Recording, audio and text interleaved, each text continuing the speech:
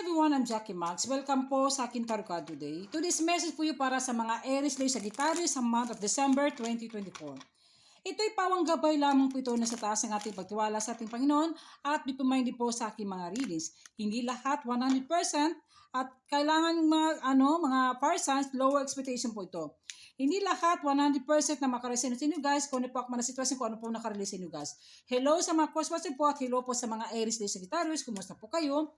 Simulan natin yung reading guys. Saint Michael, Raphael, and God, give me the message please. Ano po mga mensahe sa month of December 2024 sa mga fire signs energy? Holy Spirit, God, summons, Venus, the message please. The Six of Pentacles, kayo po ay mga generosity, charitable, maawain. Some of you naman po ay kayo may pinagsuportahan ng family at bukas sa palad at malambot ang puso mo na kayo talaga ay matulungin, mapagbigay. For you guys na family members, kayo po ay nagsasagot. At some of you naman po ay mahilig kayo sa mga yung mga foundation na bibigay kayo, yung mga ayuda o mga taong na naghihingi ng tulong sa iyo, tinutulungan na talaga. May pagbabayaran kayo sa utang, bills, credit card, kung ano pa man ito, pero hindi binabaliwalan ito. Pero alam ko, some of you kayo po ay nagdarasal, may kasagutan po, may pera po ang darating sa inyo, unexpected blessings sa month of December po. Sa mga fire signs energy.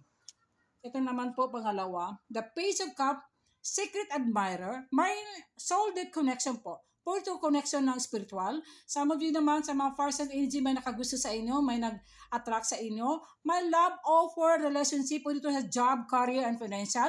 Tanggapin mo to anong offer na to. Lalo na sa mga wisdom na may mensahe na darating sa inyo guys, tanggapin mo ito guys. Makinig ka sa intuition mo. Kailangan sa mga huwag makalimutan magdasal sa ating Panginoon guys. May tawag ito guys, good news ito guys.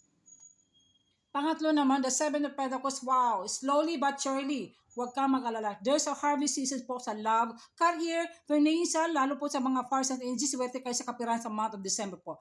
Huwag ka mag-alala, sa mga view na mo kaya namimiss mo si person mo, is other na tatawag kayo, magkausap kayo soon. At balang araw po, the Seven of Pentacles, may blessing na hindi mo naasahan guys. Pangapat naman po, the Eight of Wands, may pagta-travel. Sa iyo po ay mga, halimbawa, hinti kayo, no? Mga travel sa business, o some of you may mga journey magaganap, visa, abroad, o trabaho.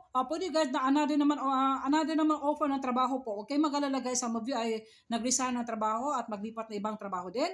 At makinig ka sa intuition mo. Igit sa lahat, may mga blessing na hindi mo nasahan po matulong sa ibang tao, tanggapin mo.